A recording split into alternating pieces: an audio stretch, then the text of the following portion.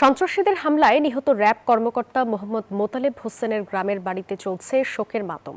দুপুরে চট্টগ্রাম র্যাব ৭ কার্যালয়ে তার প্রথম জানাজা সম্পন্ন হয়। এদিকে এই ঘটনায় আহত ৩ জনের অবস্থা এখনও আশঙ্কাজনক। ঘটনায় জড়িতদের ধরতে অভিযান অব্যাহত রেখেছে যৌথ বাহিনী। অতিরিক্ত পুলিশ সুপার মোহাম্মদ রাসেল জানান, যতদিন পর্যন্ত সলিমপুরে সন্ত্রাস নির্মূল হবে না ততদিন প্রশাসনের অভিযান চলবে।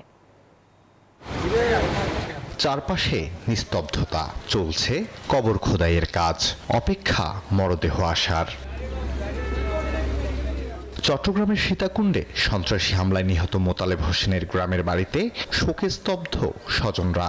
11 সন্তানের মধ্যে সবার ছোট র্যাব কর্মকর্তা মোতালেব। 2 মেয়ে ও 1 ছেলের জনক মোতালেব নিজ গ্রামের মানুষের সাথেও ছিলেন আন্তরিক। এই ঘটনার সুষ্ঠু তদন্ত ও বিচারের দাবি স্থানীয়দের। কুমিল্লা সদরে আলীপুর গ্রামে নিজ বাড়ির সামনে মসজিদের পাশেই তাকে দাফন করা হবে।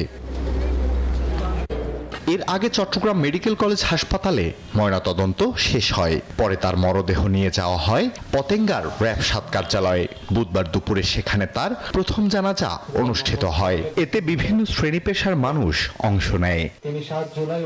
এদিকে এই ঘটনায় আহত ৩ জনের অবস্থা এখনো আশঙ্কাজনক। ঘটনায় জড়িতদের ধরতে অভিযান অব্যাহত রেখেছে যৌথ বাহিনী।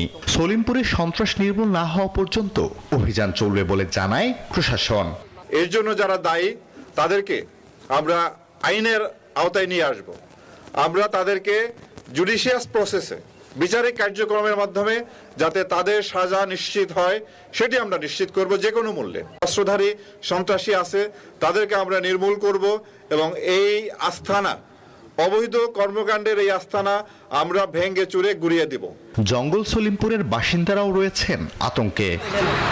এদিকে চট্টগ্রামে সলিমপুরে অভিযানে র্যাব সদস্য নিহতের ঘটনায় সাংবাদিকদের প্রশ্নের জবাবে প্রেস সচিব বলেন, শীঘ্রই চট্টগ্রামের সলিমপুর সহ দেশের বিভিন্ন স্থানে সমন্বিত অভিযান পরিচালনা করবে আইন শৃঙ্খলা বাহিনী। এর আগে সোমবার সন্ধ্যায় সীতাকুণ্ডের জঙ্গল সলিমপুরের ছিন্নমূল এলাকায় অভিযানের সময় সন্ত্রাসীদের গুলিতে নিহত হন র্যাব কর্মকর্তা মোতালেব। Desk report, news 24।